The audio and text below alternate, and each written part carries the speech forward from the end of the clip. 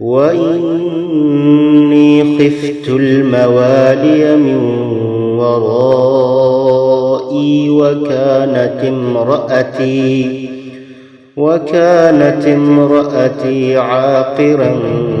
فهب لي من لدنك وليا. وَإِنِّي اور بے شک میں، خفت میں ڈرتا ہوں، الموالی وارثوں سے، من ورائی پیچھے اپنے، وکانت اور ہے، امراتی بیوی میری، عاقرا بانجھ، فہب پس عطا فرما، لی مجھے، من لدنک اپنے پاس سے، ولین وارث، مجھے اپنے مرنے کے بعد اپنے قرابت والوں کا ڈر ہے، میری بیوی بھی بانجھ ہے، پس تو مجھے اپنے پاس سے وارث عطا فرما۔ ڈر سے مراد یہ ہے کہ اگر میرا کوئی وارث میری مسند وعظ اور ارشاد نہیں سنبھالے گا تو میرے قرابت داروں میں تو اور کوئی اس مسند کا اہل ہے ہی نہیں، نتیجتاً میرے قرابت دار بھی تیرے راستے سے گریز اور انحراف نہ اختیار کر لیں کہیں اپنے پاس سے، یعنی گویا ظاہری اسباب تو ختم ہو چکے، لیکن تو اپنے خاص فضل اور کرم سے مجھے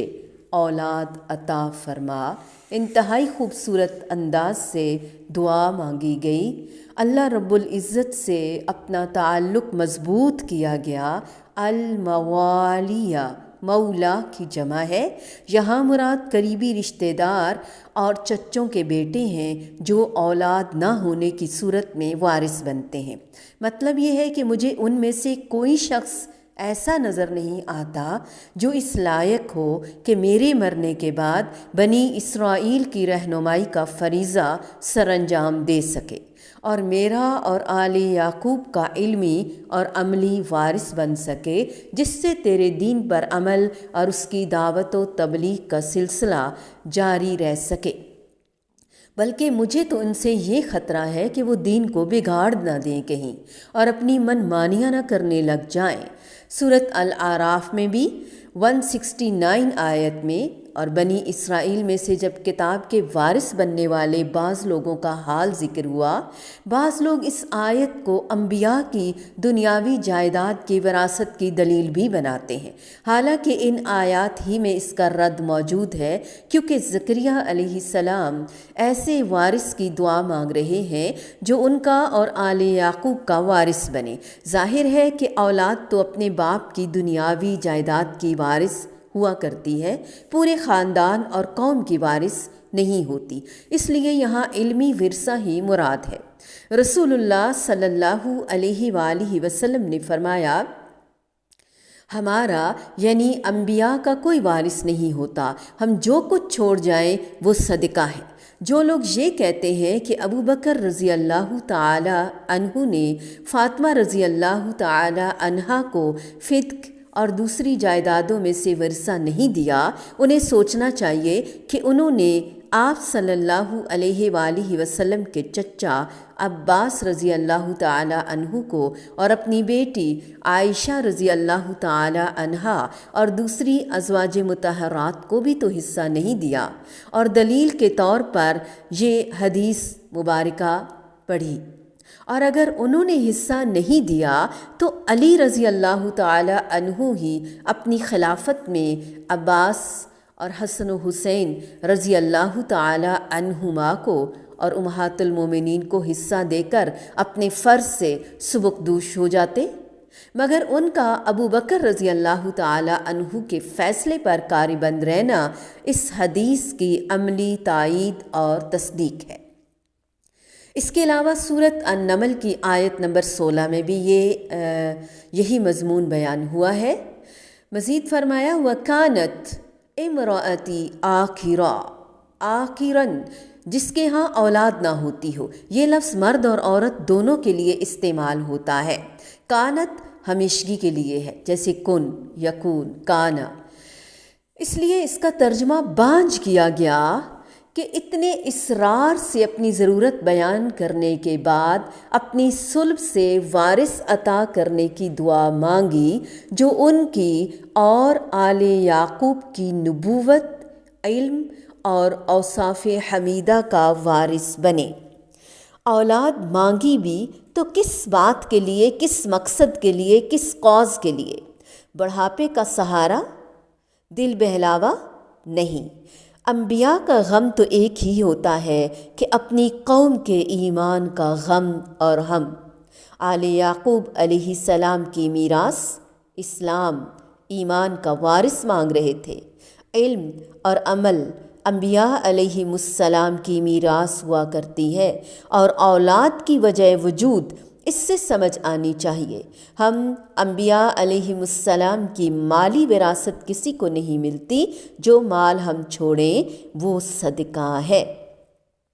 تمام انسانوں سے مختلف اصول یہ واضح کرتا ہے کہ انبیاء علیہ السلام کا ورثہ درہم و دینار یا مال نہیں،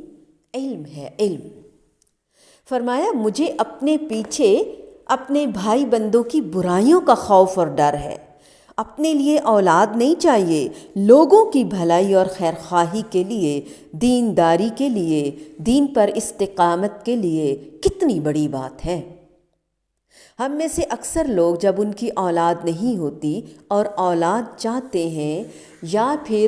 اس کے لیے تمنا رکھتے ہیں تو کیا سوچ کر جب ہم بوڑھے ہو جائیں گے ہمیں کون سنبھالے گا، یا پھر ہمارا خیال کون رکھے گا، ہمارا دل کون بہلائے گا، ہمارے کام کون آئے گا۔ لیکن بندہ مومن اور خاص طور پر ایک پیغمبر، اور جن کو اپنے سے زیادہ لوگوں کا غم ہوتا ہے، وہ کیا چاہتے ہیں کہ لوگوں کا کیا بنے گا، اپنے سے زیادہ دوسروں کی فکر۔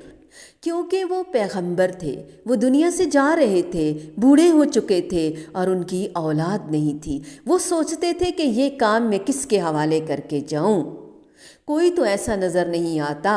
اور میری بیوی بھی تو بانجھ ہے، تو مجھے اپنے خاص فضل سے، سبحان اللہ، اے اللہ رب العزت ہمیں بھی اپنے خاص فضل سے اس مشن میں کامیاب اور کامران عطا فرما، کامرانی عطا فرما۔ یہ پیغمبرانہ مشن ہے، ابراہیم، یعقوب، آل یعقوب علیہ السلام اور زکریا اور یحییٰ علیہ السلام کا مشن ہے، موسیٰ اور ہارون علیہ السلام کا،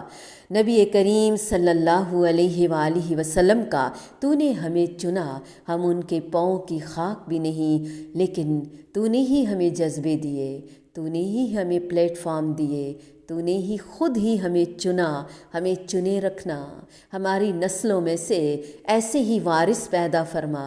ہمیں نیک اور صالح بیٹے، پوتے، نواسے، نسل در نسل عطا فرما، جو تیری اس دین کی سربلندی کے لیے نسل در نسل اس مشن کو اخلاص کے ساتھ، محبت کے ساتھ، مسنون طریقے سے انبیاء کرام کی تمام اقدار کو لے کر آگے چلیں۔ اے دعاؤں کو قبول کرنے والے ہمارے اللہ، ہمیں اپنے پاس سے عطا فرما، ہمیں سرخرو فرما، ہمیں کامیاب فرما، ہمیں کامیابی عطا فرما، دنیا میں بھی اور آخرت میں بھی، آمین ثم آمین۔ وَإِنِّي خِفْتُ الْمَوَالِيَ مِنْ وَرَائِي وَكَانَتِ امْرَأَتِي عَاقِرًا فَهَبْ لِي مِنْ لَدُنْكَ وَلِيًّا